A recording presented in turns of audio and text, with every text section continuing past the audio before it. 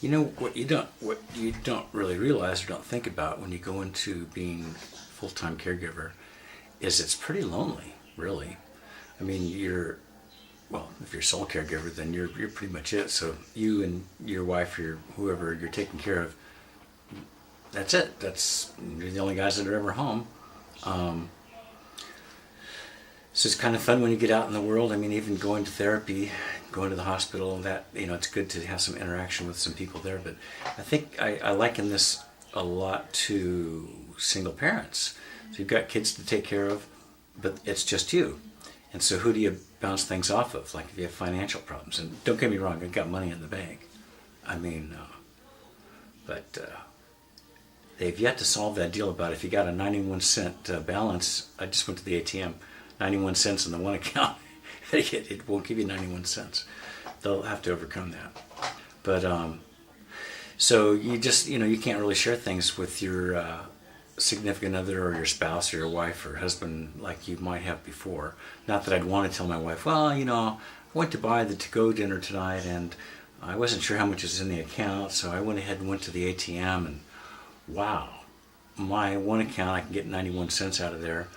Fortunately, my other account, I had $39 I could get out of there, so I got $20 out and got to go dinner. And it's not that bad. On the first, that's in a couple days, Isabel gets her $2,500 a month disability retirement income.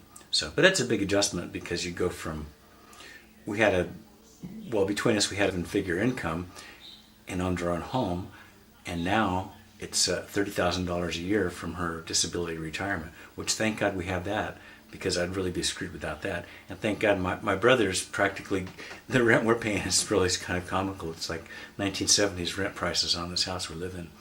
So without help from others, then we would have a hard time.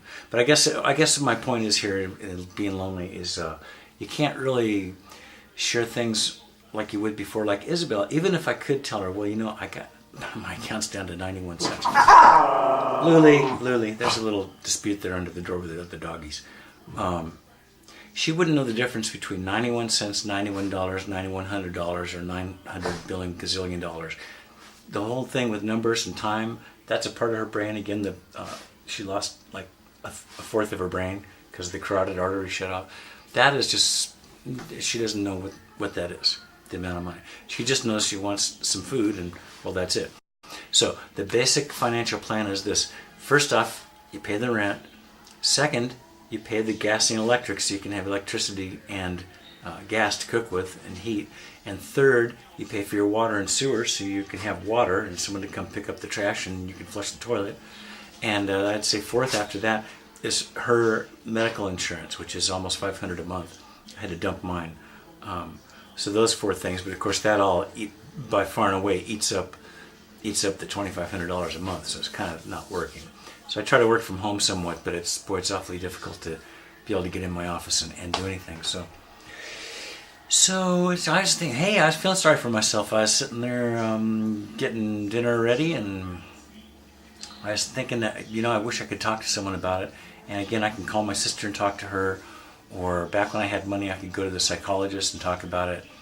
And but it's, I don't know, that's one thing you miss. I mean, thank God my wife knows who I am, and there are a lot of really good things about it. Most of her personality is intact, whereas I know with some strokes, major strokes, the person's completely different, which is, I can see why a lot of people, maybe they divorce.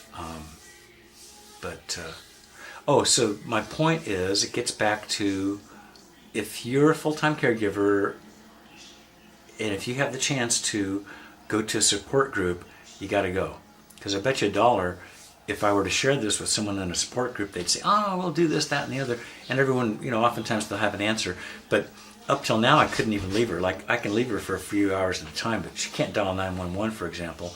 And I could not ever leave her for any time at all, period, zip, nothing. And she can call me on the cell phone because she can hit redial and call me. But I think, support group is a good idea, because, I'm not saying I'm successful at this. I mean, so far, again, it's been almost 3 years.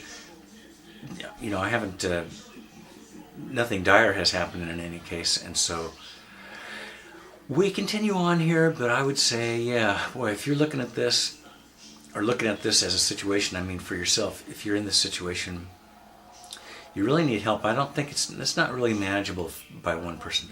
One really organized person, great, but I'm not that really good organized person. I have some abilities, but that's not it.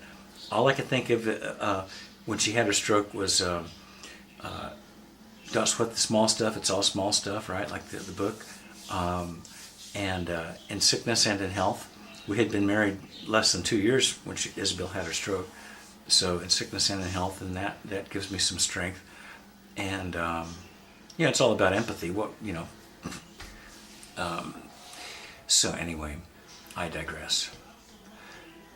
Well, anyway, thanks for being there. If you're there, if you're not there, that's okay. I'm talking to myself, and so it does help me kind of settle things and organize my thoughts. And instead of having it all bounce around there in my head, again, it's kind of lonely, and you can't explain it to the doggies. You can't explain it to your wife.